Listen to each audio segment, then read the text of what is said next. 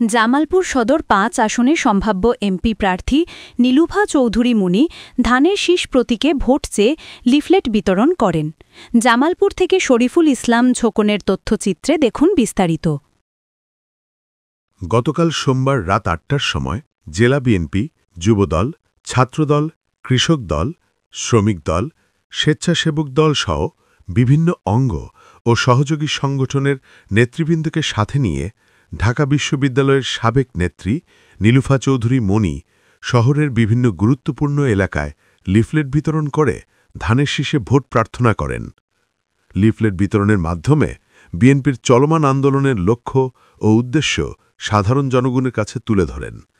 পাশাপাশি তৃণমূল পর্যায়ে দলের সাংগঠনিক কার্যক্রম আরও শক্তিশালী করার আহ্বান জানান। এ সময় তিনি বলেন, আমি দেখেছি এটা আসলে জনগণই ঠিক করবে আসলে এটা ঠিক নাকি ঠিক না। এটা সম্পর্কে আমি এইটুকু বলতে চাই যে যারা নামগুলো দিয়েছে, আমরা অনেকগুলো নামকে, পুরানো নামগুলোকে আমরা মনে করতে পারি যে হ্যাঁ ঠিক আছে, আবার এখন নতুনও আসবে, অতএব এটা ঠিক হওয়ার সম্ভাবনা অনেক বেশি। আমি এইটুকুই, প্রত্যেকটা ভোটার আমার দিকে কতক্ষণ তাকিয়ে থাকে, মানে তারা এটা হয়তো বা বিশ্বাসই করতে পারে না যে আমি আসতে পারি, আমিও যে আসতে পারি আমার নিজের এলাকা, এবং তারা অত্যন্ত খুশি হয়, অত্যন্ত খুশি মন থেকে যে উনি যদি হয় তাদের আমাদের জন্য আমরা আর কিছু চাই না।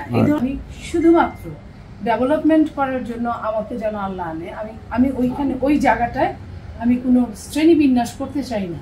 কিছু দিবে বললে জামালপুরে কিন্তু মানে অ্যাকচুয়ালি উন্নত বলতে যেটা এটা হয় নাই, সেটা যদি আমি করতে পারি, আমরা করতে পারি, আল্লাহ যদি আমার হাত দিয়ে করাতে পারে, আমি আল্লাহর কাছে কৃতজ্ঞ থাকি।